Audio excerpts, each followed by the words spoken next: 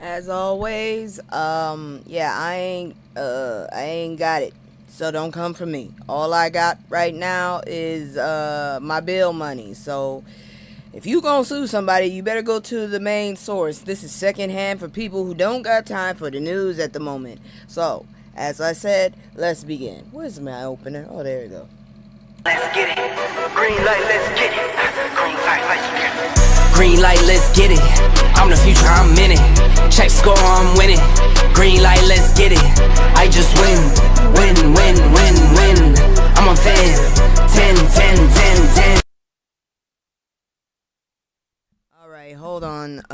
There we are. So, hey, how y'all doing? As you can see, I did do my big thing. It wasn't as big as I thought it'd be, but yeah, it is.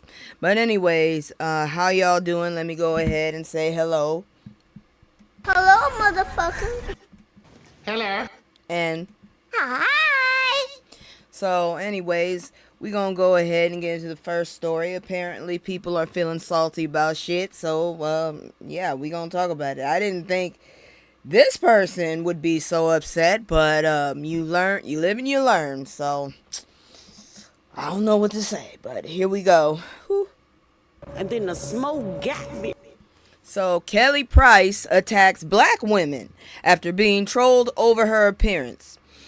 The only thing that's throwing me off is the kind of square at the top of her head. But hell, I don't know shit. I'm still trying to figure out how to put lace fronts on correctly. How the hell you get baby hair when you already got it? I don't know. Anyways, Kelly Price, the R&B artist, recently expressed her frustration on social media regarding negative comments about her appearance, specifically targeting black women. During Instagram live sessions, she claimed that black women are among the most disrespectful individuals, criticizing their behavior towards one another. I don't know about you, but I mainly direct mine to that chick, that Pam Bondi, that looks like aliens. Her forehead just is very distracting for me. It's fucking huge. And then the baboon, the albino baboon. Her eyes are so beady and close together, and then she has the nerve to talk about lasers. I'm just like, oh no. So maybe I'm on the wrong thing. I'm not black girling right, because apparently I'm supposed to be attacking my sisters, so I don't know, but I personally don't like how she said that, but everyone has a reason why they go off on people. She just had to crash out, I guess. I don't know. Anyways, during an Instagram live, she claimed that, I said that, criticizing their behavior towards one another. Price's message began with a general condemnation of men who disrespect women, but quickly escalated into a broader attack on black women, whom she accused of lacking class and engaging in harmful online behavior. What color are your friends, ma'am? Do you just have are you a token? Cause I don't see how, what the hell? Anyways, that's very general. Just very general. I don't think all black women are coming at you. I'm not coming at you. Anyways, Price began with a general condemnation, who she accused of lacking class and engaging in harmful online behavior. This response has raised the eyebrows due to its harshness and the irony of her position as a public figure facing scrutiny herself. Price's recent comments are compounded by her past behavior, which has included accusations of bullying fellow artists, particularly, there we go again, during her time on the reality series R&B Divas LA. Her reputation for being combative and difficult has preceded her, as highlighted by her treatment of Shantae Moore, which was so severe it resulted in lasting trauma for Moore. God dang it. Shantae Moore has more seniority than you. How the hell you gonna traumatize a legend? God dang you. Anyways,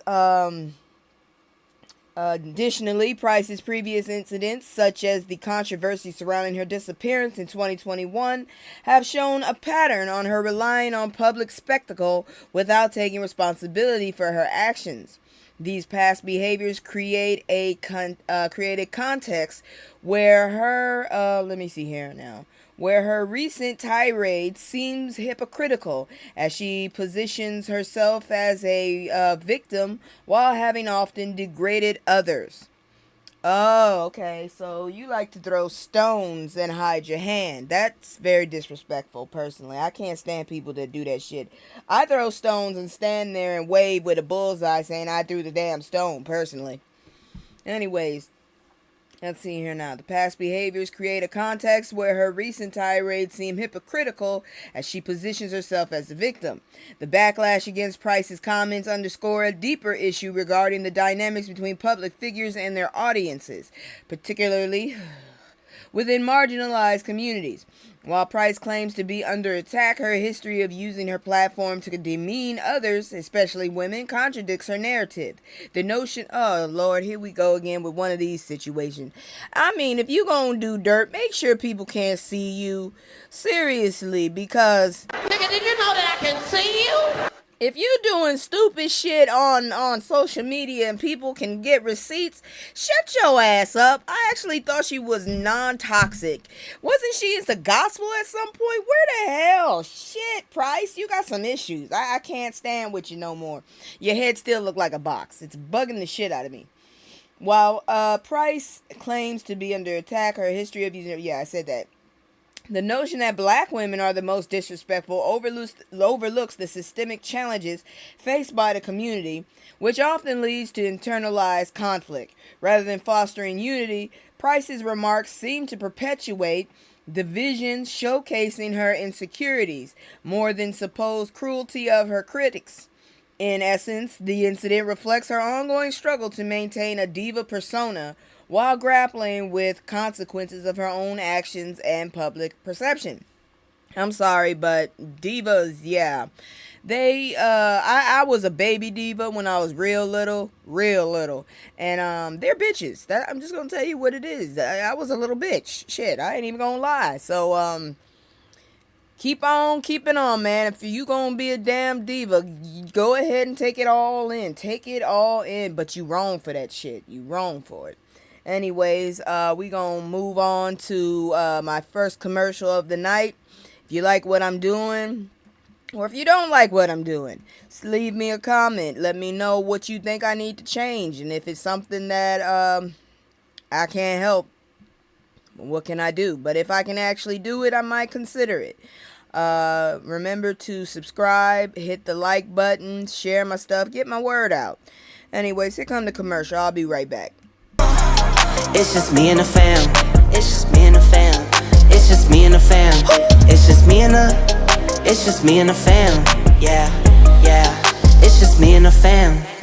See my little Tay-Tay, that's my hype girl, that's my mascot. Little ones go for hours and some hours till we pass out. Stay inside the house, turned up with them racks out. Stay inside the house, turned. Okay, so I told you I was going to do an update, and I mean, they updated quick. At one point, they said that they had a suspicion, and now he has been charged. So, I don't have a picture of him, but he is not of skinfolk. I can safely say that much. Man charged with unaliving in case of missing black teen DaCara Thompson. A Maryland man, Hugo Hernandez Mendez, I don't understand it, has been charged with the unaliving of 19-year-old DaCara Thompson. There goes all that god dang potential. Who was reported missing more than 2 weeks ago. Authorities discovered evidence linking Hernandez Mendez to Thompson's unaliving, leading to charges of first and second degree murder. Currently, he is being held without bond, and police believe that a body found in Anne Arundel County is that of Thompson, with the cause of death pending confirmation from the medical examiner. Thompson was last seen on the night of August 22nd when she informed her father that she was going out to get gas. I had to get that out of there. The following day, her car was located near a fire station, but her phone and key fob were missing. Surveillance footage captured Thompson entering a black SUV early on August 23rd. You ever have a problem when you have kids or animals that decide now when you're doing something important is when they want to make noise? Yeah, that's what's happening right now, so excuse that noise. Anyways, August 23rd, which was later traced back to Hernandez Mendez's residence.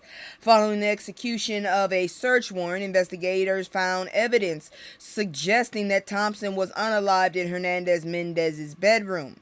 Hernandez Mendez, who is reportedly in the country illegally, oh, that's going to cause some problems, had previously been arrested for DUI in April, but was released pending trial.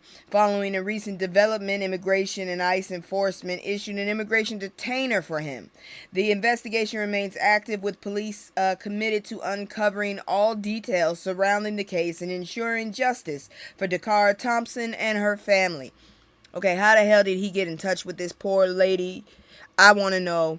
Did he just see her and want her or something? And secondly, how the hell is it that y'all are traumatizing and just basically making everyone's life horrible to get the worst out, but it seems like you still haven't gotten the worst out? You're getting rid of people that ain't doing shit but living their lives, but this motherfucker was able to do that. But yet, you still trying to get rid of a father who the government already told you, who the judges already said, bring his ass back. You still trying to frame his ass, but yeah, we got this motherfucker running around. Do your fucking actual job and stop harassing normal people. Fuck. You shouldn't even be half of the places you are. Damn it. Anyways, moving on into more fuckery, cause it ain't over. So man arrested after mom and 12-year-old son found unalive in home. What the fuck is wrong with y'all this week? God dang.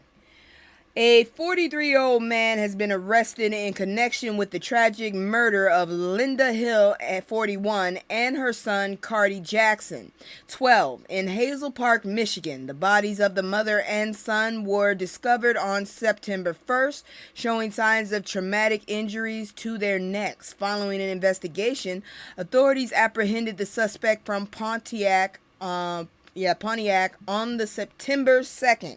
On September 2nd. What the fuck? Where did the came from? Anyways, while executing a search warrant, police have not disclosed the suspect's identity or the specific charges he will face. In the wake of this heartbreaking incident, Linda Hill's sister has initiated a GoFundMe campaign to assist with funeral expenses. The campaign highlights Linda's generous nature and her willingness to help others. As described by her sister, Lakeisha Whitfield, Cardi, remembered as a sweet and gentle child, enjoyed playing video games and spending time with his family. With all the ruffians and goofballs we have in this world, you got rid of a gentle one. Yeah, good job, jackass. The family is devastated by the loss, with DeMontez Hill, Linda's son and Cardi's brother, oh my God, poor man, expressing his deep sorrow and disbelief over the senseless act of this violence. So this poor boy has been left alone. Oh Lord, how old is he?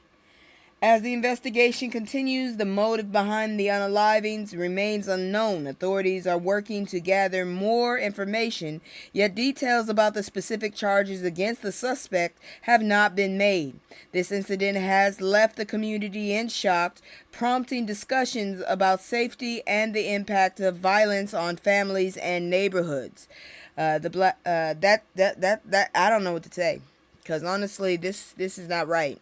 But I will update as I look around and find more information on this story. You got to be some kind of... She's a very pretty woman. That's a very handsome little boy. This is a loss of potential all over again. It's disgusting. I hate this shit. Moving on. Yeah, this bullshit here. So RFK Jr. and vaccines. Bad mix or bad mix? It's just a hot mess if you ask me. So, Democratic senators are calling for resignation of RFK Jr., the Secretary of Health and Human Services, who apparently doesn't know what the fuck he's doing. This unified stance follows a letter signed by over 1,000 former and current HHS employees urging his departure. Kennedy, who has been in office for 7 months, faced increased scrutiny during a Senate hearing where his responses regarding vaccine safety were challenged. Senators, why the fuck do these dumbasses feel like challenge isn't supposed to happen to them? Okay, every fucking administration has had challenges. They've either buckled or they have prevailed. You assholes act like you're entitled. Get over yourselves. You're fucking mutants, in my opinion. Shit, have you seen this motherfucker's face? That shit ain't natural. That does not occur in nature. He did something to himself. Something wrong with that motherfucker. Them damn worms as well. Anyways, see here, facing scrutiny during a Senate hearing where his responses regarding vaccine safety were challenged. Senators argued that his anti-vaccine position is unjustified and poses a risk to public health. I'll be damned before I drink anything raw. I'm not drinking raw nothing except for water. No, I ain't even drinking raw water because you never know. I ain't drinking nothing raw. Ugh. During the Senate hearing, Democratic Georgia Senator Raphael Warnock highlighted the severity of a recent measles outbreak, which resulted in the deaths of 2 children and was the largest in the U.S. since 1992. I was 11. Warnock labeled Kennedy a hazard to the health of the American people and questioned his characterization of the CDC as the most corrupt federal agency. This dude swims in sewage. I don't understand how the hell he got this job. I'm still trying to figure it out. Oh, Lord. You ungrateful he bitch. That's all I can say. Don't know how the hell this motherfucker got the job. Damn it. I don't know how the hell he was even able to run for president. I'm still trying to figure that shit out. And then this dumbass orange motherfucker grabs him. Why? I think they do this shit just as a hobby instead of a job. I really do. Anyways, and he questioned his characterizations of the CDC as the most. I already said that. This accusation further fueled the call for Kennedy's resignation, with Warnock urging felon Donald Trump to take action if Kennedy does not step down. Senator Patty Murray from Washington State echoed these concerns, stating that Kennedy's tenure could lead to significant harm, questioning how many lives could be affected by his policies. I ain't even gonna lie. I've been sitting up here like we gonna die for a while now. Let's see here now. Murray, who served as the vice chair of the Senate Appropriations Committee, emphasized that Kennedy misled the public about vaccine safety, which she considers a basic and life-saving issue. How come nobody actually gave this motherfucker an actual evaluation by a shrink or something, huh? How come they haven't done that or given him a physical? Because I don't give a fuck if his muscles, as leathery and gross as they are tight. This motherfucker does have missing brain matter. How the fuck did y'all actually say, yeah, let's go ahead and hire this fucker? Oh, I don't know. Anyways, Murray, who serves as vice president. Additionally, Florida Surgeon General Joseph Ladapo, this motherfucker here, I saw that asshole. That's the dumbass that sat up there and likened it to slavery. Fuck you. Slavery ain't got shit to do with vaccines. They didn't give a fuck if you got sick. You had shit. They lopped off pieces of body parts. Don't you ever put slavery to vaccines, you stupid Okay, anyways, again, orange lives do not matter. I'm just letting you know that. You stupid. That's all I had to say, because I don't know what else I could say otherwise. Anyways, Ladapo has publicly opposed vaccine mandates, further reflecting the contentious debate surrounding vaccine policies in the U.S. I told y'all how I felt about this shit when that group for the pediatrics said that they would not be aligning with the CDC. I said I would be aligning with the pediatric thing. I am a grown-ass woman, but damn it, if it's good for the babies, it's good for me. At least at this point, because I'd rather this than this stupid shit. I don't know what else to tell you. It's just like, oh, my brain is breaking. Emotional content. Florida's push to drop school vaccine mandates sparks health concerns.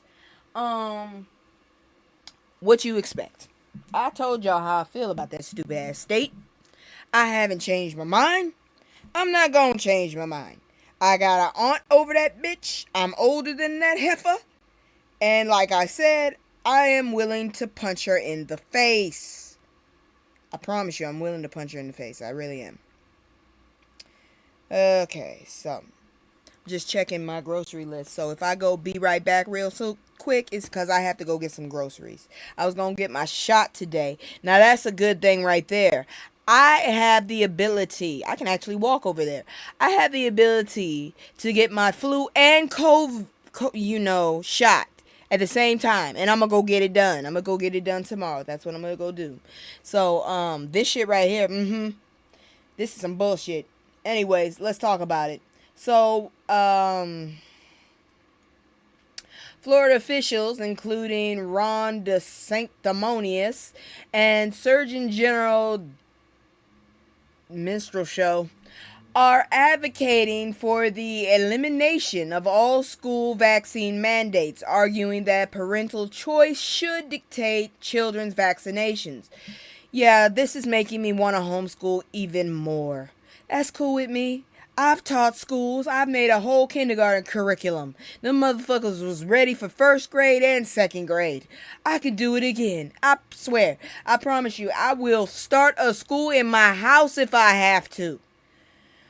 Whew. Anyways, this proposal raises concerns among health experts who warn that loosening vaccine requirements could increase the risk of disease outbreaks, particularly for highly contagious illnesses such as measles. Current mandates require vaccinations for diseases like polio and hepatitis B, but the proposed changes would make vaccines like chickenpox and HIB. It says HIB. That's what it says. Optional. I don't know. I think those are those fucking booster shots they keep giving you.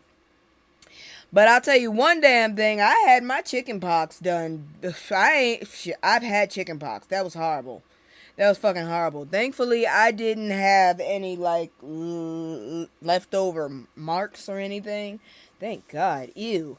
Anyways, experts emphasize the importance of routine vaccination and caution that reduced vaccination rates could lead to more illnesses and hospitalization. What the hell you expect?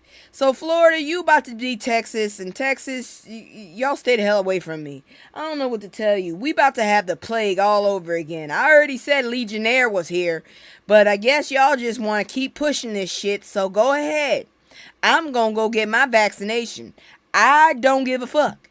I'm antisocial, not autistic, just antisocial. There's a difference. Motherfuckers get on my damn nerves. Moving on. Yeah, let me go ahead and get this one out, because we apparently have another terrorist running around trying to terrorize black folks. So I got to get his name out, and we got to drag his name. Let me see here now. Here we go. Oh, yeah. Nope, wrong one. No, wrong one. Here we go.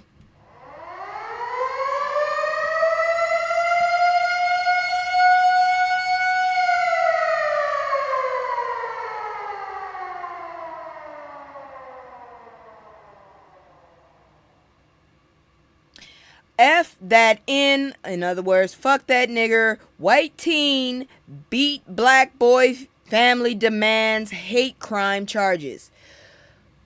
What the fuck is up with this? Seriously, where are you raising these kids? Because, I don't know, my culture, at least in America, I was taught to fight. You got to fight back. If you don't fight, I'ma fight you. Do you know, God dang it. Anyways, a family is pursuing hate crime charges after a violent attack on a 14-year-old black boy by a group. Not one, but a group. Oh, I'm sorry. I missed that whole S. White teens. See, that's some punk bitch ass shit. That's all I gotta say.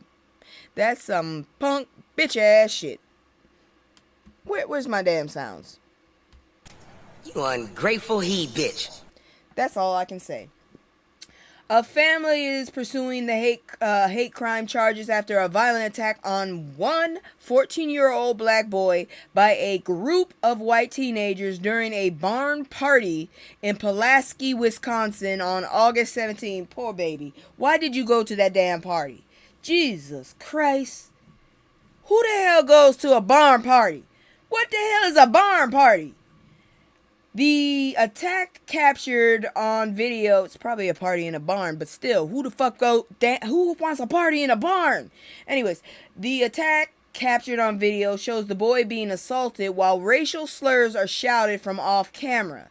Despite the evident use of derogatory language, the Iowa County Sheriff's Office stated that the incident was not racially motivated. Maybe my ears got a problem, but did I just say it? Let me read that again. All right, let me go back. Let me rewind this shit. Let me rewind. All right. While racial slurs are shouted from off camera, despite the evident use of derogatory language, the Iowa County Sheriff's Office stated the incident was not racially motivated, attributing it instead to an ongoing dispute related to previous confrontations. It sounds like it was racially motivated to me. I don't give a damn if it's leftover or not. Shit. Breathing. We are breathing now. That is what we are doing. I'm trying to find the right sound because of. Wait, what? That's how I feel right now.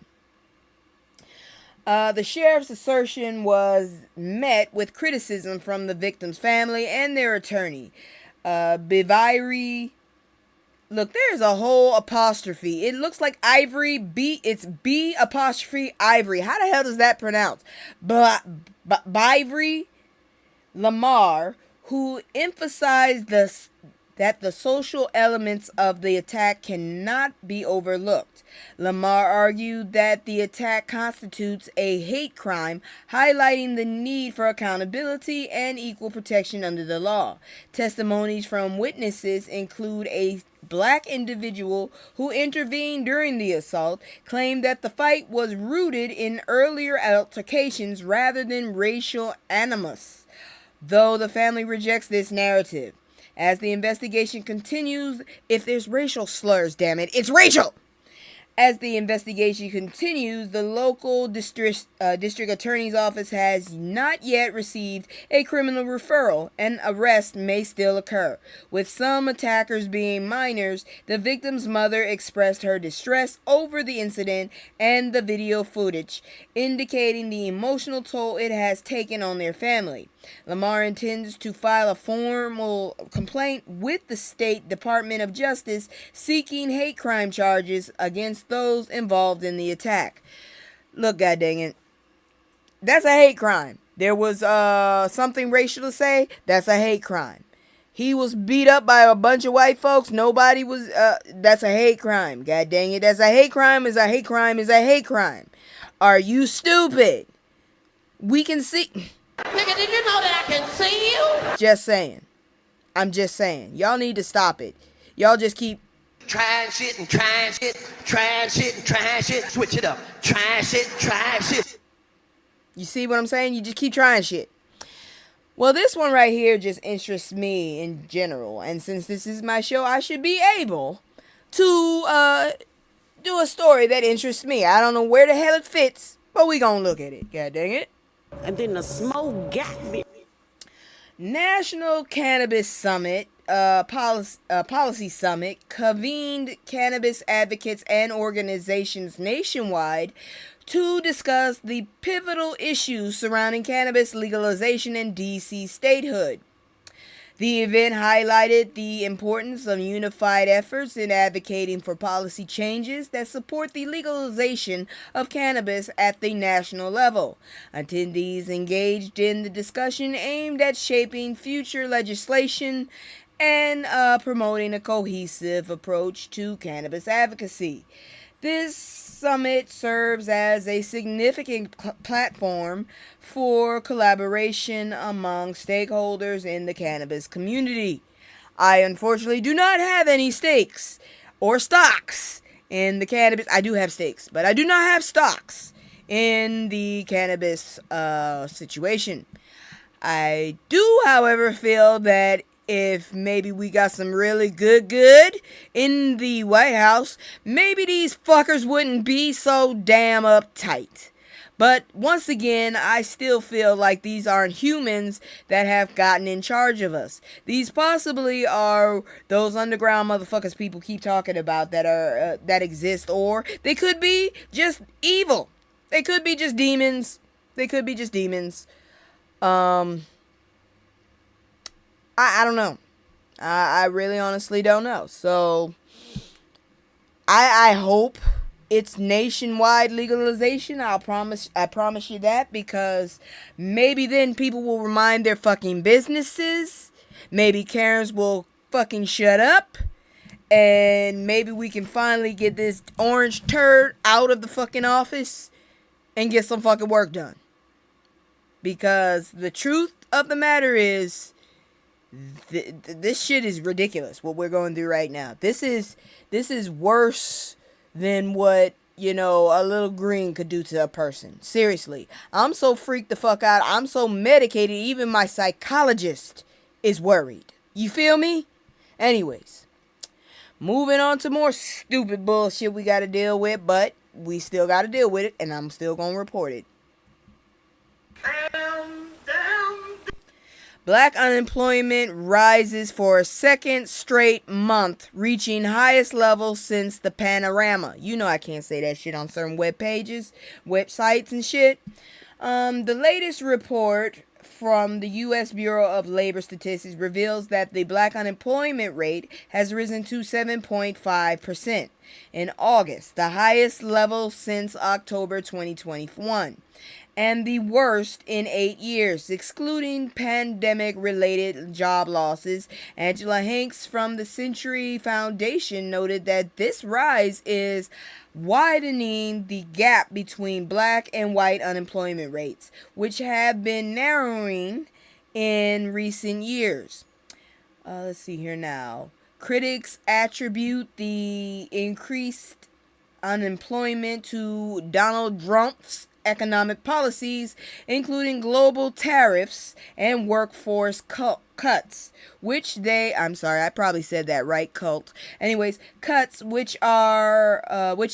disproportionately harm black workers, especially women. Democratic strategists emphasize that the current economic struggles reflect a failure to prioritize black workers, calling for a political action to address these disparities. What can we do? Shit. I tried to go back to work, and they laid off the whole operations department. I don't know what to tell you. I'm consistently applying for jobs, and I haven't found one. So I don't know what else to say. This is just fucked up, and I really love to know what the hell is the whole concept of pulling your bootstraps up. Come again, please. What the fuck? Anyways, we gonna keep moving, cause we just got to. Let's see what else is on the docket. Yeah, I don't understand this, but I feel like we need to talk about it. Apparently, it kept coming in my face. This is an opinion. Let me say that once again. This is an opinion. Do not come at me. Do not look for anything. Just listen to the person who said it. Okay? And go after them. All right? This is a summary of their opinion. Professor, black people need to know about white Christian nationalism, and Douglas Wilson, the man who is the face of the movement. Okay? That's an opinion. Don't come for me. So, it is a form of Christianity that has gained significant popularity among philanthropists' MAGA base, posing a clear and present danger to descendants of slaves. A man who the current face of this movement has ear of high-ranking members of the presidential administration. It is it is crucial for black communities to discuss this issue, even though many are not currently doing so. The National Conservatism Conference, or NatCon, has become a yearly platform for far-right conservative thinkers. At NatCon gatherings over the past few years, ideas adhering to white Christian nationalism have been consistently espoused, requiring attention from black people. Dr. Eric Gill states that the white Christian nationalism is attempting to rewrite the narrative of Jesus, just like they have rewritten the narrative of January 6th. He warns that without caution, people might start believing in a Jesus who does not care about the poor, the sick, and the immigrant. Regular Christian nationalism aims to merge Christianity with Americanism, exemplified by the statement, "America is a Christian nation." Now, we all know that is absolutely incorrect, because the whole fact that they fucking left England to come here is because they didn't want to have the same religious beliefs. What the fuck? Surveys indicate that individuals attending churches aligned with white Christian nationalism hold less favorable views of immigrants and racial minorities, and are less likely to believe racism is a problem in America. The open expression of these ideas at a mainstream Republican gathering is highly concerning. Douglas Wilson is a white Christian nationalist pastor who has recently become a prominent figure. Dr. Shannon Fleck, executive director of Faithful America, states that Douglas Wilson feeds and fuels cultural hatred, insinuating that his answers are the only path to salvation. I feel sick already. Fleck adds that Wilson believes invariably evolve into a righteous takeover of society and an enforced faith rather than a chosen one that is rooted in white male dominance. Oh, where's my sound effect? I need to convey exactly how I feel with this one. Brother, Ew. Basically, that's all I can say is ew. In a sermon, Wilson claimed all men exhibit the image of God equally, but all cultures are not equal. We have our orchestras playing the Brandenburg Concerto compared to someone beating on a hollow log with a couple of sticks. I really can't stand this man already. Wilson attributes cultural differences to the uneven progress of the gospel throughout the world, implying the gospel has been fully revealed to white people. No comment. The ideology is characterized as age-old racism, outright stating that certain cultures, white ones, are inherently superior to others. That is debunked, and completely wrong. While white churches have always harbored white supremacy, Wilson and his followers are aggressively spreading these ideas, contrasting with the post-60s trend of white churches hiding their racism. Pete Hegseth, oh, that's a great choice, identified as the United States Secretary of Defense or Secretary of War, has publicly endorsed Wilson and is a member of one of his churches. It is imperative to pay attention to white Christian nationalism in general and Douglas Wilson in particular. Concern exists regarding the potential for crazy policies to be pushed given Wilson's friends in high places in the government. I think we should probably pay very close attention to Christian white nationalism and this Douglas Wilson motherfucker. 'Cause shit, don't we have enough problems to deal with without your ignorant ass? Jesus. Anyways, let's see here now. We gonna check. I'm gonna go ahead and check what's the next story. And then, we gonna do this. And then we gonna have... I'm going to change into my other outfit and we going to play some stupid games and win some stupid ass prizes. So first, let's check this one out. Emotional content. Chicago churches urge calm resistance ahead of expected federal intervention. The Reverend Marshall Hatch of New Mount Pilgrim Missionary Baptist Church encouraged congregants to stay vigilant and connected as Chicago anticipates a federal intervention amid immigration enforcement crackdowns. With felon Trump's threats of deploying National Guard troops and increasing police presence, community leaders are addressing fears of detention and deportation, particularly among Black and Latino residents.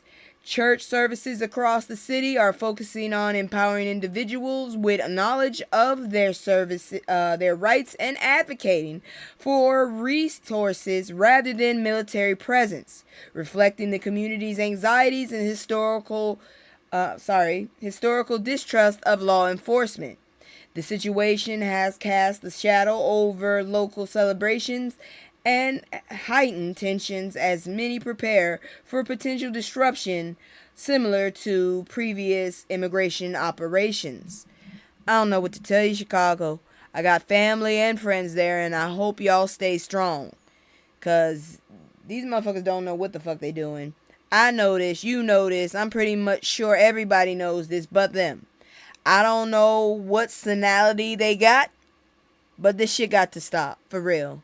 Because we ain't gonna make it through this first year, let alone 4 years. This asshole don't know what the fuck he doing other than being a racist bitch. Okay?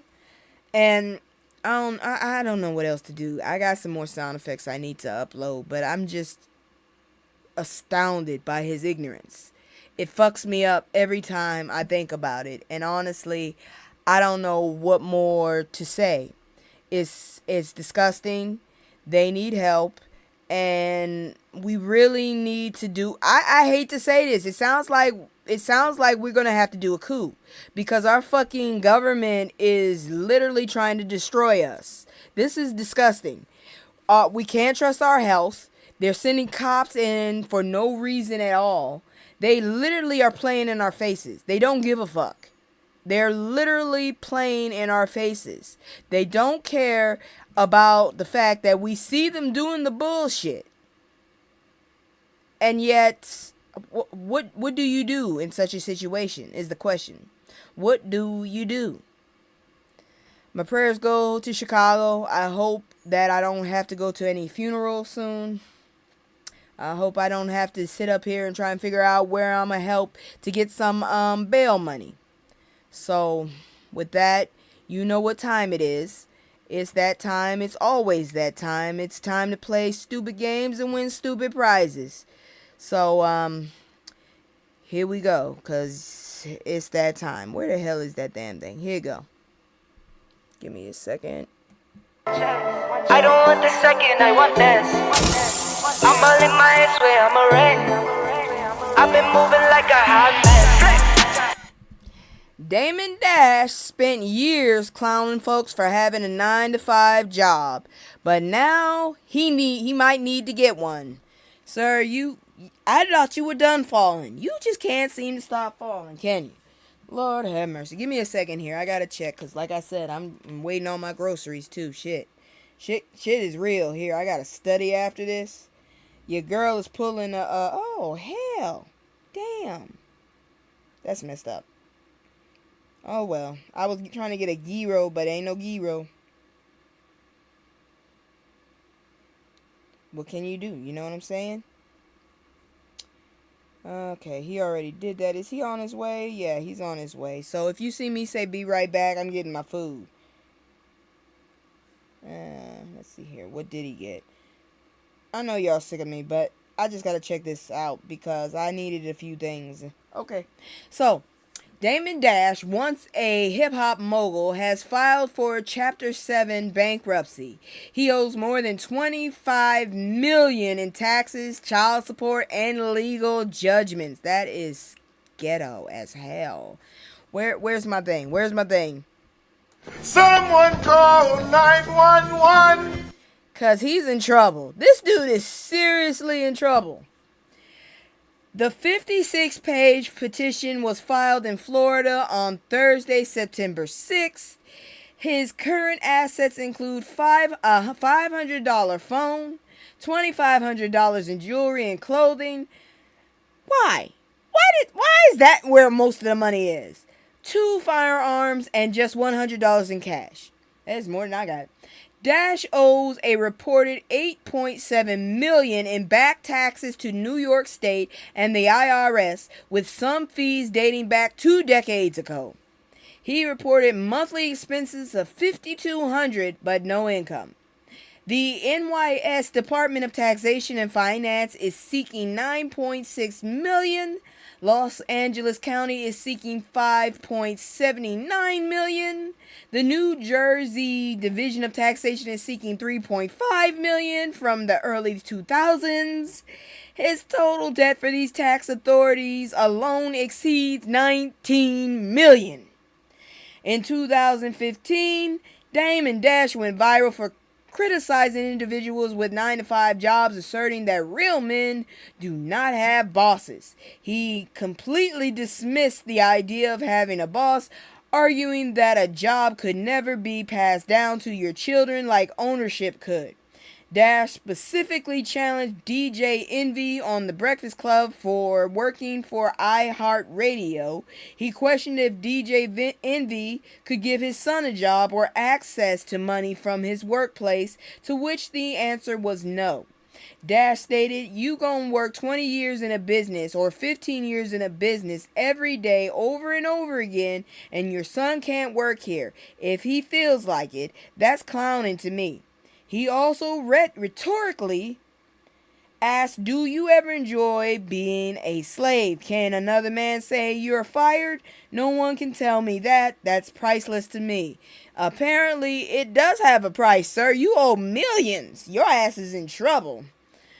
The conversation with DJ Envy became so heated that they had to take a break and woosah over cookies. The internet is now revisiting Dash's past words with irony following the news of his bankruptcy. Fans have been quick to react to Dash's latest financial news. Dude, you fucked around and found out real quick. Ooh, that's a damn shame. Look at that stupid look on your face. You going to jail. God dang, you in trouble, damn it. I don't know if you really going to jail, but damn it, you owe a lot. Damn, and child support too. Hey, look, my dad still owe about $1,500. Bastard sitting up there talking about whatever. Moving on. Megan Thee Stallion's lawyers served streamer Adin Ross court papers via mariachi band. Yeah, she did. Yeah, she did. This woman right here. So Adin Ross, a popular streamer, has been served legal papers regarding the trial involving Megan Thee Stallion and Tory Lanez. During a live stream with DJ Academics, he shared that the delivery of the papers was unconventional. Lane's lawyer hired a mariachi band to perform outside his home in Los Angeles to draw him outside. Ross confirmed the incident by posting a photo of a band in his driveway following the service of the papers. He and his lawyer began discussing the next steps, including the possibility of streaming his deposition. You really gonna make money off your downfall. Whatever, you damn clown. Ross has been an outspoken supporter of Tory Lanez, who was convicted and sentenced to 10 years in prison for pew-pewing Megan Thee Stallion. He has publicly claimed that Megan is lying about aspects of the incident. Ross has made bold statements in support of Lanez, insisting that he will continue to advocate for his release regardless of his own circumstances. His comments have included accusations of dishonesty against Megan, questioning her credibility and the evidence presented in the case. The ongoing legal battle surrounding the trial has led to various opinions and theories circulating online. DJ Academics, who has also been vocal about the case, faced deposition by Megan's legal team regarding his public statements. He claimed he was asked whether he was encouraged to speak out against her and mentioned he might need to revisit his deposition due to specific questions. The persistence of both Ross and Academics in their public support of Lanez highlights the contentious nature of the case and the impact that it continues to have on their platform. Okay, I'm gonna have to go back and check this again. So, it doesn't sound like Megan did it. It sounds like Tory did it. Hold on. He publicly claimed that Megan was... Lane's lawyers hired a mariachi band to perform to draw Adin out and confirm the incident, and then had papers. What? I don't get this shit. Cause it says Lane, but you know what? Whatever. Anyways, he got his ass in trouble. That's what you get for opening your big ass mouth. Get out of black folks' business, dumbass. Moving on, Trump's second-rate tirade against Yamiche Alcindor recalls history of attacks on black female journalists. Where the hell's the Joker when you need her? Anyways, so felon Donald Trump confronted NBC reporter Yamiche Alcindor, we're gonna call her Yummy, at the White House after she questioned him regarding a controversial social media post that seemed to threaten war in Chicago. Yeah, I seen that bitch. I seen that fucked up fucking AI. Get his ass away from AI, please, because he getting on my damn nerves. Shit. Talking about I love the smell of deportation in the morning. He need his ass whooped. That's what he need, god dang it. Just put him in the damn thing. Okay, so I should get my groceries and soon. Anyways, put him in the damn UFC ring. Whoop up on his ass. Shit. Getting on my damn nerves. Anyways, Alcindor's inquiry came just after Trump made a provocative statement on his Truth Social platform about crime in predominantly black cities. That ain't true. Which he attributed to his newly named Department of War. This escalation drew immediate backlash from black leaders and critics who argue that it was dangerous rhetoric that further inflamed tensions in urban areas.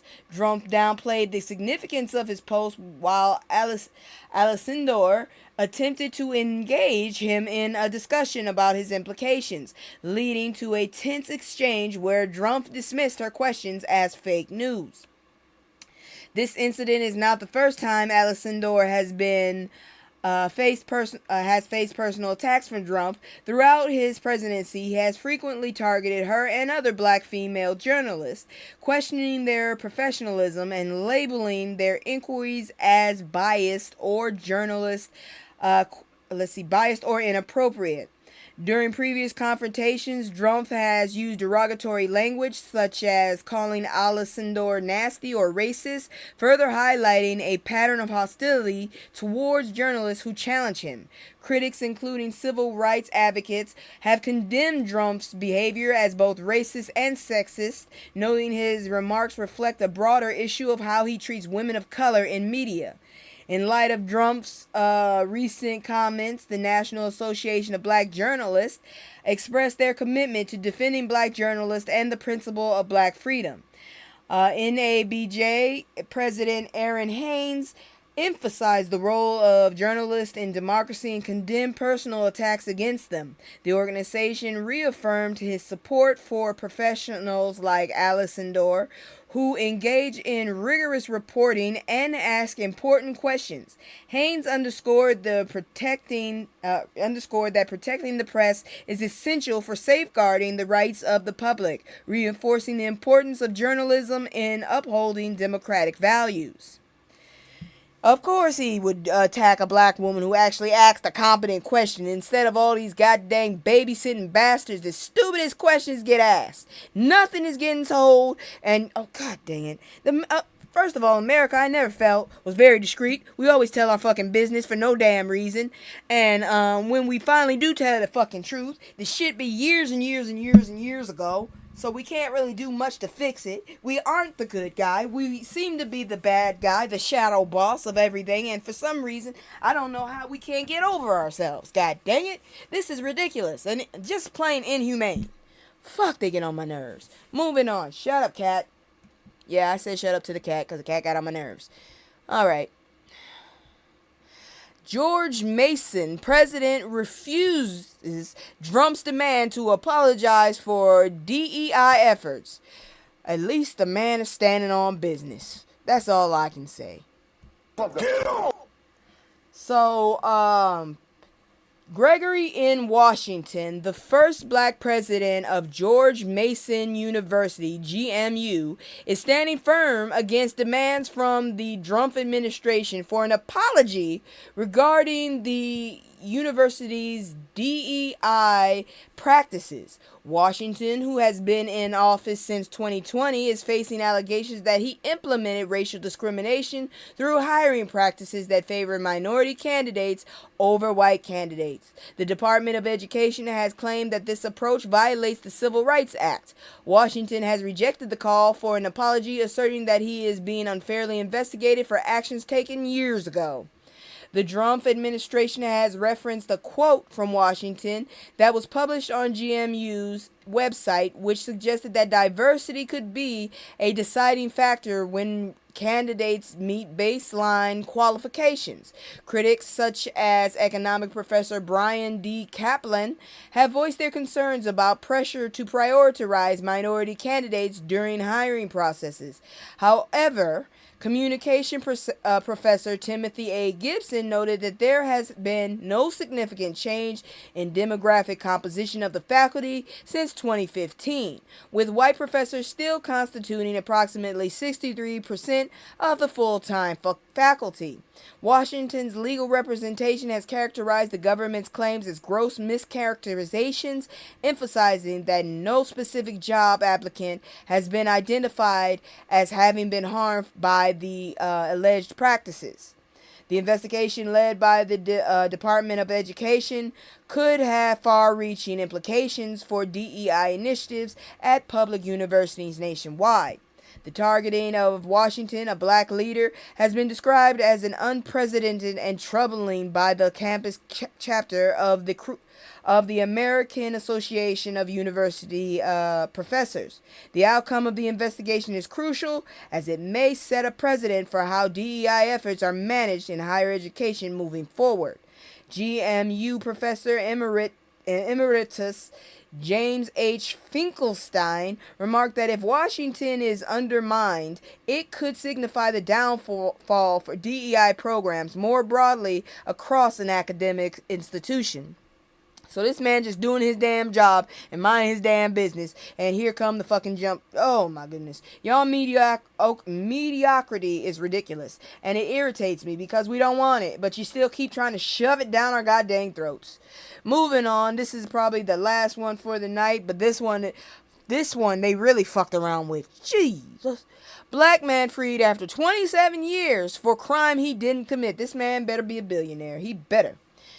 Brian Hooper Sr., a black father, was wrongfully imprisoned for 30 years for a murder of a 77-year-old Ann Prosniak in 1998. Prosniak's body was found in her Minneapolis apartment, and despite evidence suggesting she died of asphyxiation, police focused on narrative involving drug-related activities. Fingerprints from another individual, Shalaka Shay Young, were found at the scene, and she later implicated Hooper, claiming he was the murderer while she acted as a lookout. Despite inconsistencies in the witness testimonies, Hooper was convicted and received a sentence of 3 life terms. Dear God. Over the years, several witnesses retracted their statements, admitted that they had been coerced by law enforcement during the investigation. Hooper's persistent attempts to challenge the wrongful convictions were repeatedly denied until a significant breakthrough occurred in July 2025. Young, who was serving time in Georgia for unrelated offenses, confessed in writing, taking responsibility for Hooper's wrongful imprisonment and expressing regret for the damage caused. You need your ass whooped. That's all I gotta say. You need your ass whooped for that shit. Her confession prompted the reopening of Hooper's case and ultimately led to a judicial review of his conviction. On September 3rd, a judge validated Hooper's petition for exoneration, and he was officially released from prison the following day. Hennepin County Attorney Mary Moriarty expressed relief at Hooper's release and apologized for the injustice he faced. In light of his situation, a GoFundMe campaign was established to aid his recovery and reintegration. Why GoFundMe? I think the damn fucking government should pay. The fuck? You know y'all fucked up right now. Y'all took 30 years of this man's life. What kind of bullshit is this? Emphasizing the desire for good things to come after his long ordeal. Man, he need to sue. He need to sue that heifer. He need to sue the damn investigation. The fucking government who sat up there and did that bullshit. He need a check. That's what he needs. That is some bullshit. 30 years of his life. Do you know what you can get done in a year if you're that damn determined? And you took 30 of those? Oh my goodness. Let me see here now. I got 41. I got 11 minutes, so I'm good. Let's keep moving on. So we done with this part of the show. Oh my gosh, y'all some ignorant ass bastards. Seriously, you are. I'm gonna go get back into my other outfit. And then we gonna go look at some history stuff. And if you don't like history, hey, it's cool. But you missing out on some shit. That's all I got to say. So let me get out of this outfit right now.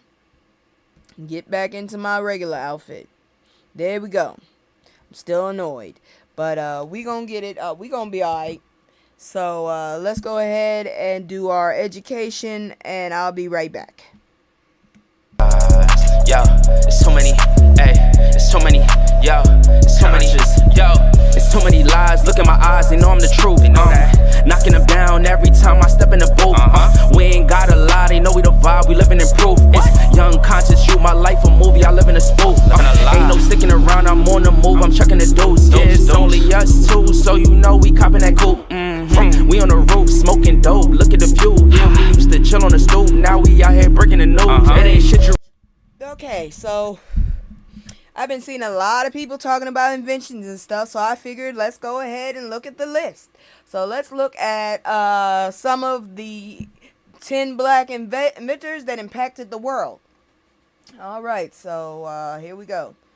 I don't think they putting all these people up here, but Chef George Crumb unintentionally created the potato chip in 1853, which became a beloved snack despite not patenting it. George Washington Carver, known for peanut butter, he developed 518 products enhancing agricultural practices and addressing economic challenges in the South.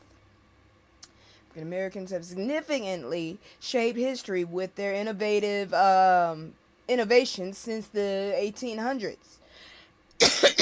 Yeah, excuse me. Madam C.J. Walker became the first African-American self-made millionaire by launching her hair products for black hair, inspiring a Netflix series.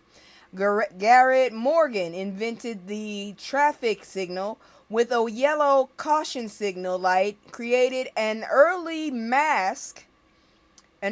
gas mask, significantly improving public safety. Okay. Then we have Frederick McKinley Jones. He revolutionized food preservation with refrigeration equipment and became the first African American to receive the National Medal of Technology. Marie Van Britten Brown pioneered the first home security system in 1966, laying the foundation for modern security technology. Shirley Jackson revolutionized telecommunication with contributions to the touch-tone phone and caller ID, and was the first black woman to earn an MIT doctorate. MIT is very full of it. I'm just saying. I think I need to go find a webpage too, because I don't think I got all 10. Also, Lonnie Johnson created the Super Soaker water gun while working at NASA, leading to over $1 billion in retail sales by 2017.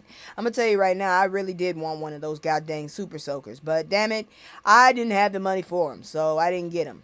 Shit. But hold on, I got to go find out if we got all that information, because I hate when we miss shit. I really do. Give me just a minute. pull this up real quick. Come on, god dang it. Okay, there we go. I need to get this up here so y'all know exactly what it is. Okay, let's see.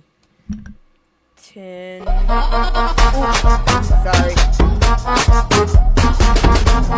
Y'all check that out while I'm looking for this.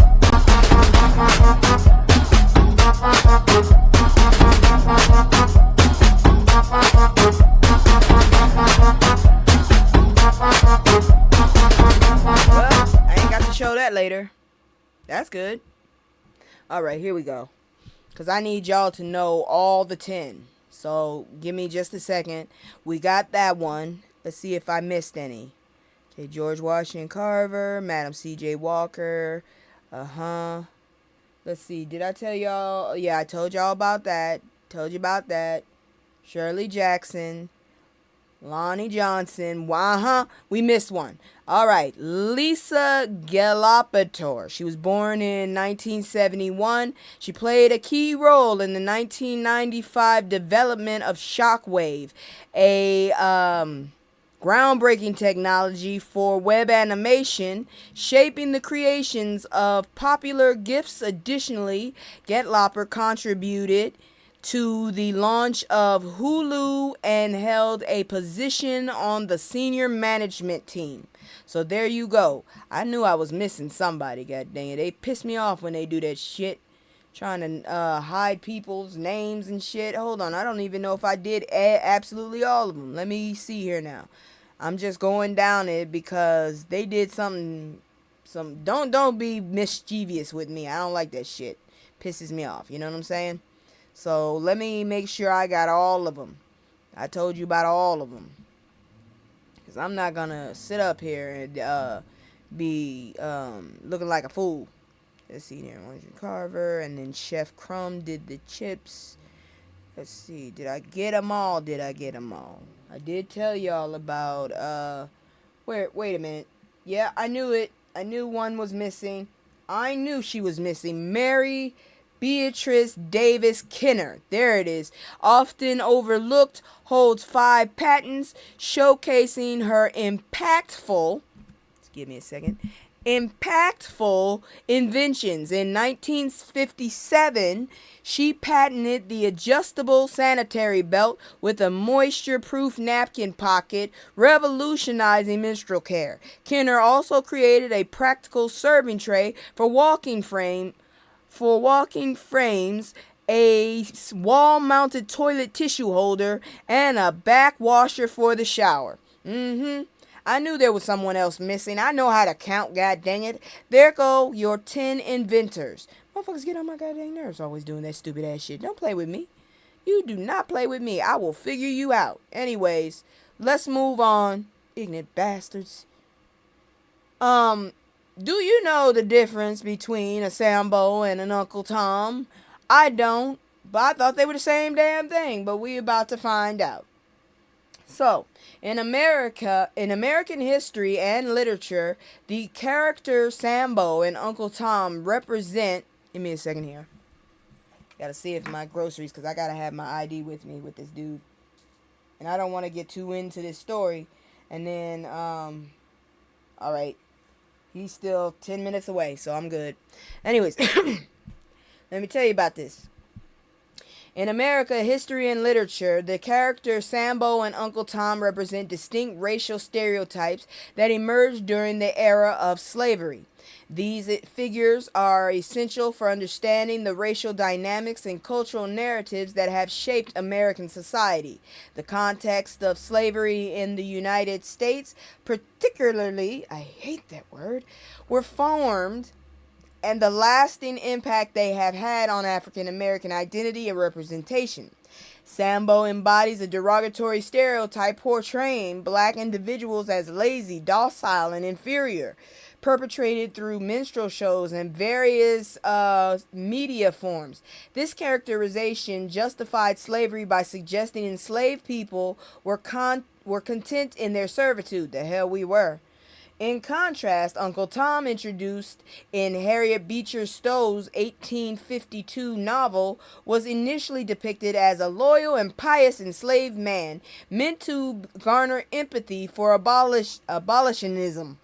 Over time, however, the term Uncle Tom evolved into a prerogative within the African American community, describing those perceived as betraying their race through excessive submission to a white authority.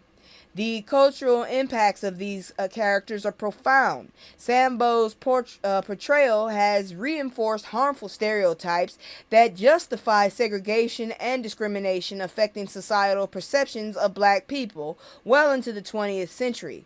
Conversely, Uncle Tom's character has been complex, initially seen as a martyr but later viewed negatively as a symbol of excessive acquiescence. This evolution highlights the intra-racial tensions regarding loyalty and resistance within the African American community. Understanding these differences is vital for the historians and social justice advocates as it sheds light on the evolution of racial stereotypes and their enduring effects on American culture. And that is your history for the day. I'm just letting y'all know. Some things happen and you need to be aware of them. Now, I knew I was supposed to delete that. Anyways, we're going to move on into some information that women around my age would be interested in. So let's just check this out. Come on, god dang it. Emotional content. Felicia Pride gets real about the realities of dating over 40. Come close. Give me a second. Give me just a second here. Not yet. I gotta get my ID and this is money and stuff, so I can't just ignore it. I didn't have a choice at the matter. 4 minutes. Okay, anyways. Felicia was in Come Close. Black women over 40 deserve love stories. Felicia Pride has a unique ability to discuss love in its various forms, particularly focusing on the enduring connections between family and friends. As a co-executive producer and writer for Peacock's Bel-Air, she is excited about the show's final season, which will explore the complex relationships in depth. Set to air on November 24th, the fourth and final season of the dramatic retelling of The Fresh Prince of Bel-Air promises to take viewers through the character's senior year, filled with both joy and challenges. Pride emphasizes the significance of portraying black love, particularly the relationship between Aunt Viv and Uncle Phil, and expresses her pride in the work done on the show over the past 4 seasons. In addition to her work on Bel-Air, Pride has released a heartfelt romance novella titled Come Close, which tells the story of Amaya Ellis, a filmmaker returning to Baltimore to work on her first feature. The narrative centers around Amaya's unexpected reunion with her high school sweetheart, Kyrie Tate, reigniting old feelings and possibilities rekindled for romance. Pride aims to blend themes of love, give me a second here, let me see here now, and personal rediscovery in this story, showcasing the journey of a woman who must confront the past relationships and values. She sees the book as a reflection of her own multi-hyphenate career as a screenwriter, producer, and author. Pride also addresses the realities of dating and love in one's 40s, noting the differences compared to earlier decades. She shares, She states that there's a greater sense of self-awareness and wisdom at this stage of life, leading to a more discerning choices in relationships. Through her portrayal of a 40-something protagonist in Come Close, she comes to convey a message that about the love and representation that black women deserve. Pride advocates for fully realized love stories that encompass all aspects of life, emphasizing that women over 40 should be celebrated in their pursuit of love, friendship, and fulfillment. I absolutely agree. That's a beautiful story. I'm not even gonna lie. So, kudos to her. Right now, we are going to move on. I already did one of those promotions, so I'm going to do another one. Then I am going to do, give me a second here. I got to do my commercial again as well. Let me go ahead and promo the first one.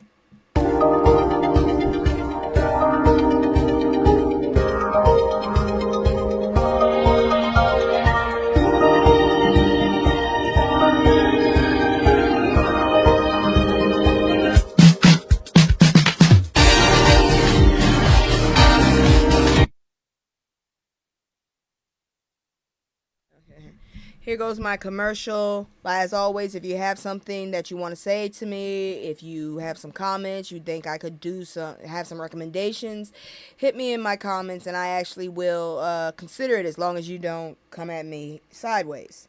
Here goes my commercial, and then after that I will be right back. It's just me and the fam. It's just me and the fam. It's just me and the fam. It's just me and the fam. Yeah, yeah. It's just me and the fam. See my little Tay-Tay, that's my hype girl, that's my mascot. Little ones go for hours and some hours till we pass out. Stay inside the house, turned up with them racks out. Stay inside the house, turned.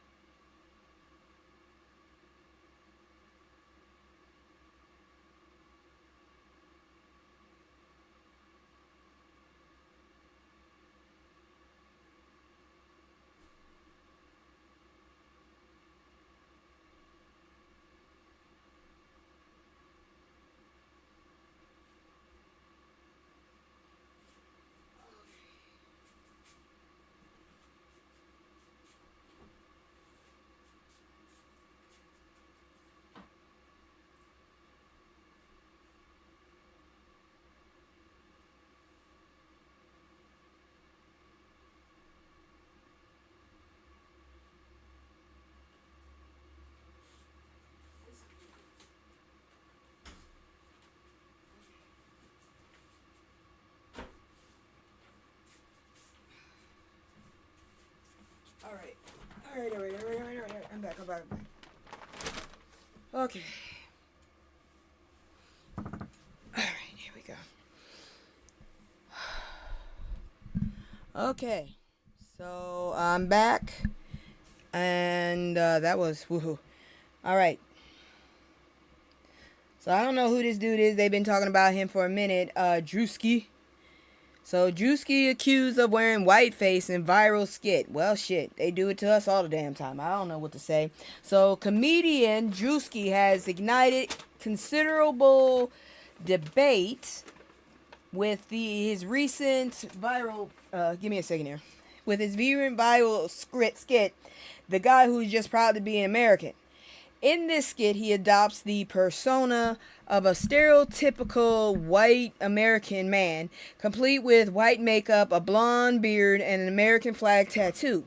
His portrayal, which includes wearing a cowboy hat and denim overalls, satirizes deep Southern patriotism. Set against the backdrop of a NASCAR event, Drewski's character consumes beer, sings Bruce Springsteen Born in the USA, and poses with a pretend family, leading to mixed reactions from audiences. While some viewers have praised Drewski's makeup skills and comedic talent, others criticize the skit for being racially insensitive, labeling it as an example of whiteface.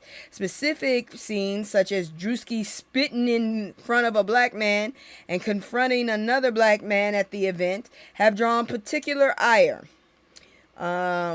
Critics argue that the skit perpetuates harmful stereotypes and crosses the line into offensive territory, sparking a broader conversation about race and representation in comedy. I don't know what to tell you, but shit, don't y'all do that to us. I don't feel it no ways. I really don't. I'm sorry. I haven't seen the video. Maybe I'll feel a way if I saw the video, but I haven't. And personally, it don't sound like it's doing too bad of what we've gone through. So personally, play on, player. Now, in some more serious news, Angie Stone fatal car crash lawsuit reveals sad news in details. So in the aftermath, I missed the other story. Sorry, let me go back. Apparently in the aftermath of the skit's viral success, Drewski posted a follow-up video of himself walking through a studio in a suit while smoking a cigarette, accompanied by the song It's a Man's World by James Brown. The caption, "Am I Cancelled?" suggests Drewski is aware of the backlash and is questioning the implications of his career. Situation highlights the ongoing dialogue surrounding comedy, cultural appropriation, and the boundaries of satire and commentary entertainment.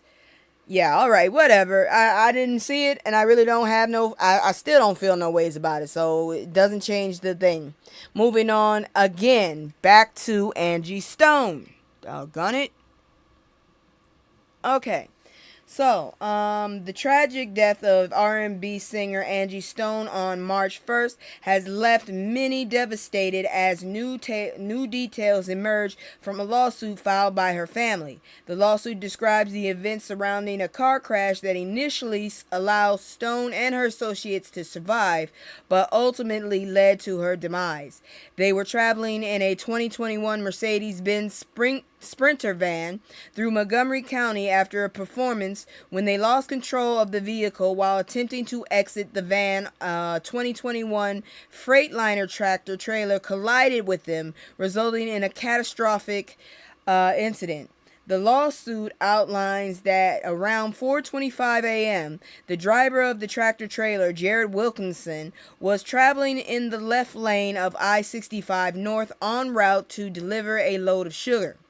The vehicle was equipped with a collision mitigation system called Detroit Assurance 5.0, designed to alert drivers of potential hazards. However, due to Wilkinson's distraction and the failure of the system to activate, he crashed into the disabled Sprinter van without applying the brakes. At the time of the impact, both Angie Stone and her associate Sheila Hopkins were still inside the van, which led to severe consequences. The force of the collision was devastating. Angie Stone was ejected from the van and became trapped beneath it, where she suffered until succumbing to her injuries. The lawsuit highlights a combination of negligence, including a distracted driver and a faulty safety system, as contributing factors to the accident. The family seeks justice not only for Angie Stone, but also for the emotional toll that the incident has taken on those affected. The loss of Stone, a celebrated artist, continues to resonate deeply with fans and loved ones alike. That's messed up, man. My tears and everything goes to her and her family. I do hope that they'll overcome this, and I hope she is in his hands. Good grief. Moving on. Black Twitter drags Mariah Carey MTV VMAs 2025 performance. I didn't even know MTV was still existing. I really didn't. Yeesh. So apparently Mariah was honored at the Sunday night's VMA Awards. She accepted the Michael Jackson's Video Vanguard Award for her extensive history of amazing and influential music videos. Ariana Grande presented the award to Carey. After receiving the award and delivering her speech, Carey performed a medley of her greatest hits, including Fantasy, Honey, and Obsessed. Viewers at home had varied reactions to Mariah's performance. Social media users expressed her performance left much to be desired regarding movement and choreography. One user on Twitter stated, "Mariah looks breathtaking while giving absolutely nothing." Other criticism included questions like, "Why is Mariah Carey low-key being stiff?" and comments such as, "I miss Mariah Carey. I know Miss Mariah Carey is not old, but why is she acting geriatric on the stage right now? How old is she? She is a bit old. I don't know what the hell y'all talking about." Some internet users defended Carey's perceived lack of energy. One user on Twitter commented, "I don't care if Mariah stands in one spot, she is Mariah Carey." Another joked, "Mariah is saving her energy for Christmas and that's okay." A user also wrote, "Mariah Carey doing the bare minimum and still be iconic." Despite the negative and mixed reactions, Mariah Carey still walked away a winner. The varying opinions on her performance did not diminish her achievements at the VMAs. Was she ever a dancer? Because I don't really remember any big things about her dancing. I do remember when she was smoking a lot and someone had me listen to it and I couldn't believe that it was her. I know that much. On a little nicer note, let's look at this. Music Soul Child helps husband surprise his wife with performance at 10-year vow renewal. Well, that's romantic. We're not going to be too deep in this.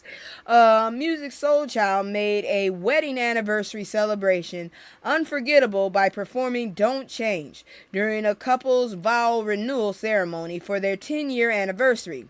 The surprise, orchestrated by the husband, left the wife in shock as she descended the aisle, thinking her husband was the only one singing.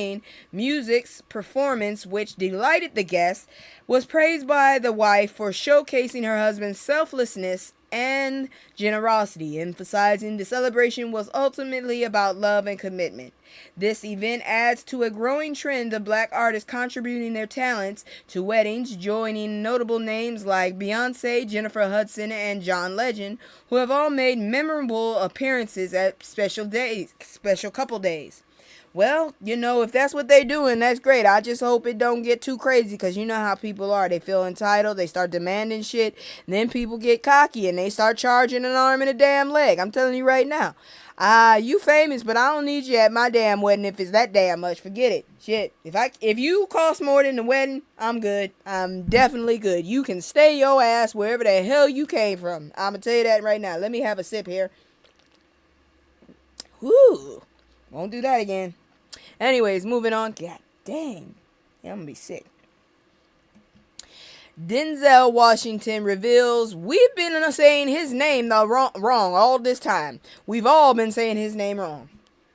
So Denzel Washington has clarified the correct pronunciation of his name during an appearance on Jimmy Kimmel. He revealed that his name is pronounced Denzel, not Denzel. A mispronunciation that has persisted among fans for decades. Washington explained that this change in his pronunciation originated with his mother, Lennis. Really?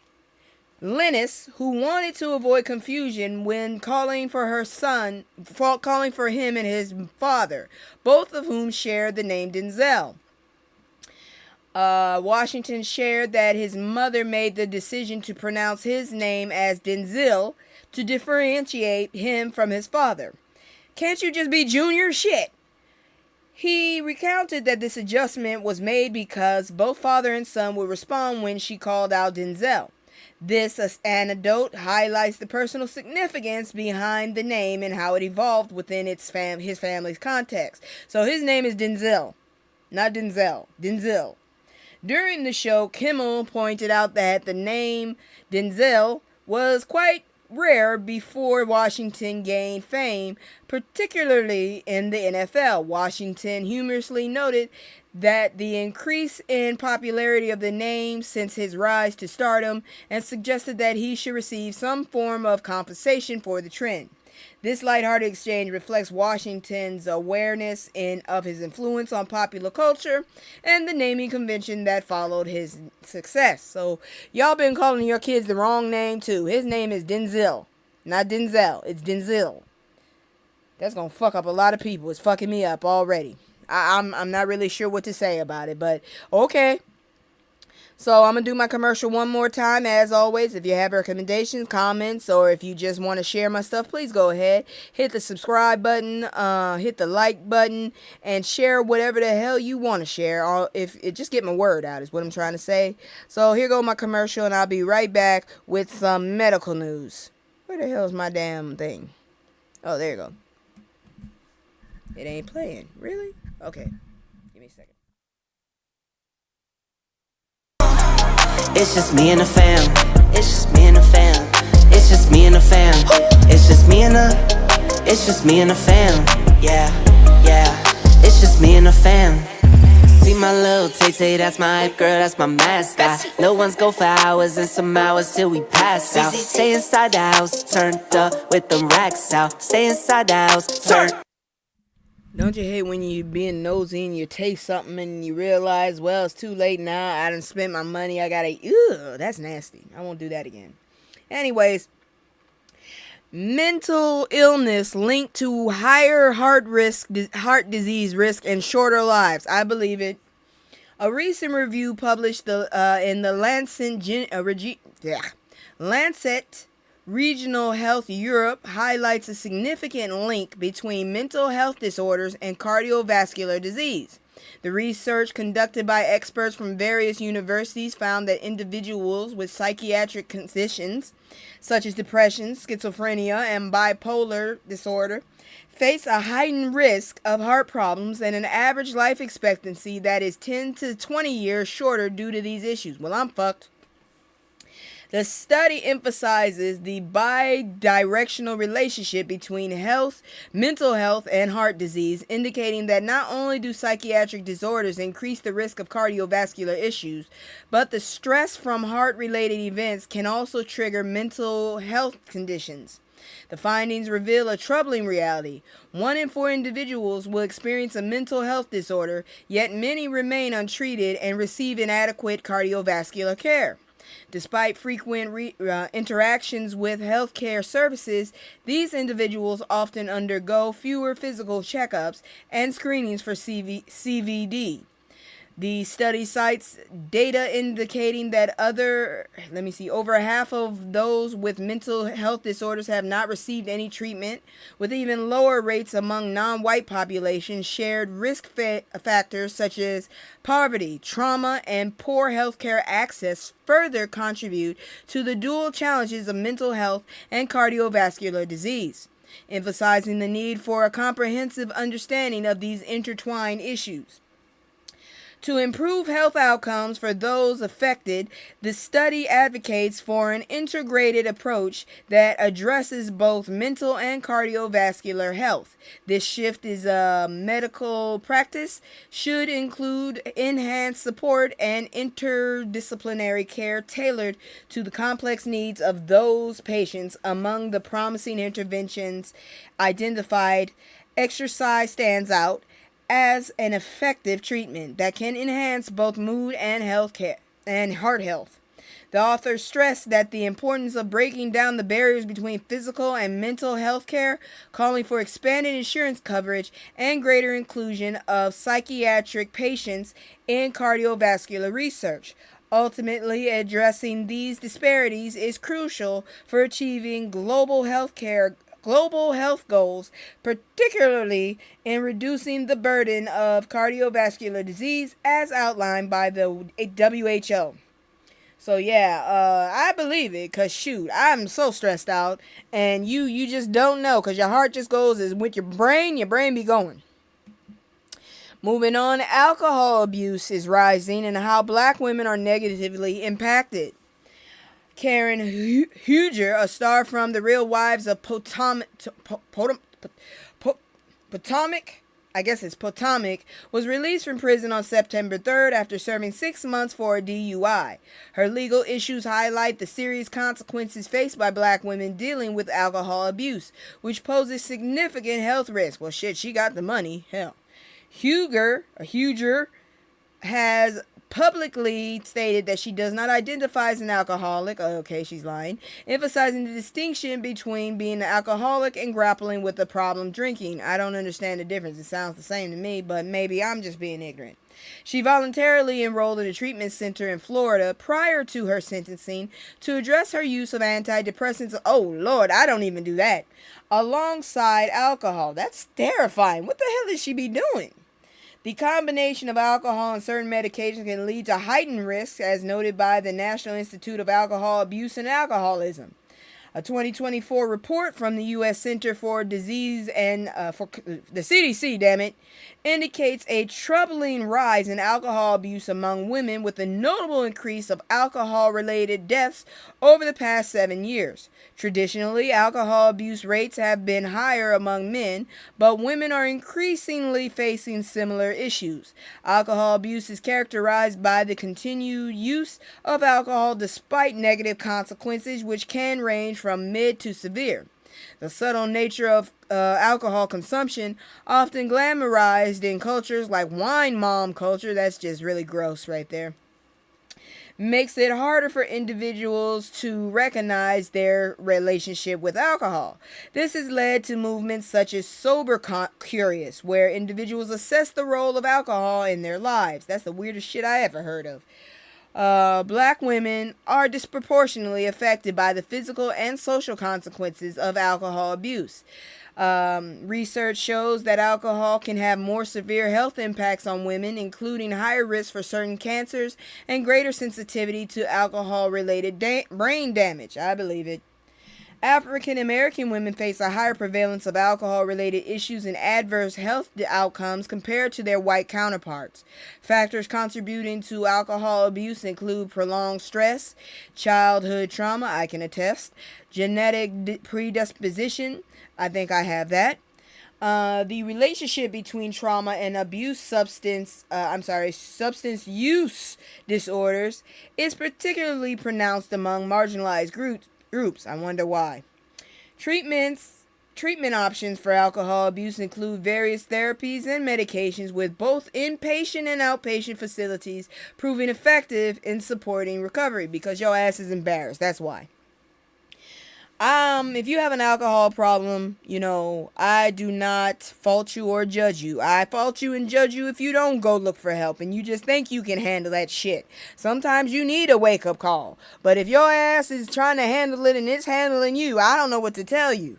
I ain't got no backing for you then. Now we about to go on into our strange news. I wonder if I have my code for that. And then we gonna see some weird ass shit. I'm just letting you know. I got a video for it already up. Alright, so let's go ahead and do that. Let me see where that damn video is. Oh, Lord Jesus. Where's the video? I'm telling you right now, I hate when I can't find shit. There you go. Okay. You better stop it. Hey, bring me that rope.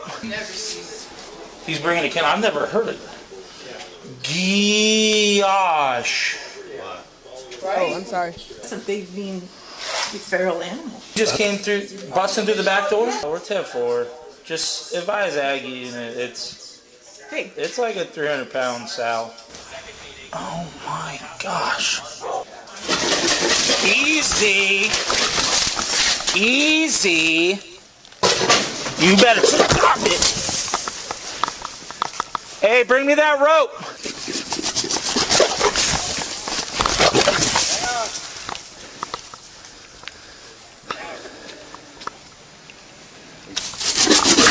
Whoa. Oh, going to the front. It's going east towards the woods. Yeah, there you go. What, I don't know what to tell you. That was a big ass pig, okay? So on September 8th, Lee County Sheriff deputies responded to an unusual call regarding a wild boar that had broken into a home in Lehigh Acres, Florida. So y'all got wild pigs down there too? That's another doc on you. I still feel like y'all asses need to come off of this country and just float into the damn ocean, because good God, y'all got a lot of bad shit. Okay, so they responded to an unusual call regarding a wild boar that had broken into a home in that area. The incident, described by the sheriff's office as a not so typical burglary, involved the boar crashing through a sliding glass door, leading to chaos inside the residence. Body camera footage captured the dramatic moments as deputies attempted to manage the situation. The wild boar charged at the officer showcase. Y'all ain't got no tranquilizer bullets and nothing. Y'all always be having those tranquilizer. You gonna try and freaking lasso it. This ain't Texas. The wild boar charged at the officer, showcasing the unpredictable nature of the encounter. Despite challenges, the deputies worked together to safely remove the animal from the home. Once the boar was successfully apprehended, deputies returned it to its natural habitat in the woods. Shit, it looked like they live in the woods. The incident highlights the unexpected wildlife interaction that can occur in residential areas. Apparently, it's not that residential if that fucking pig came there. She was sightseeing and she decided, fuck this, I want to see what's inside. Y'all asses came and interrupted her tourism. I don't know what to tell you. Anyways, the incident highlights an unexpected, proving that nature can sometimes intrude into everyday life.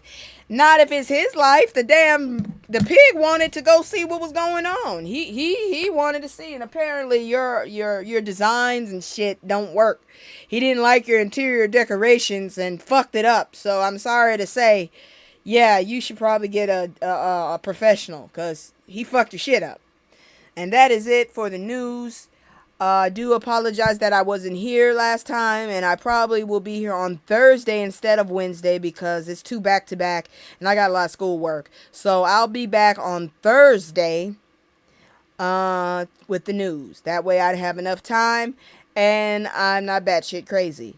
So with that in mind, I just wanted to say I love y'all. Without y'all would be nothing. Thank you for tuning in, and I'll see you later. Bye. Where's my closer? Ah, shit. I can't stay. No, I always gotta go.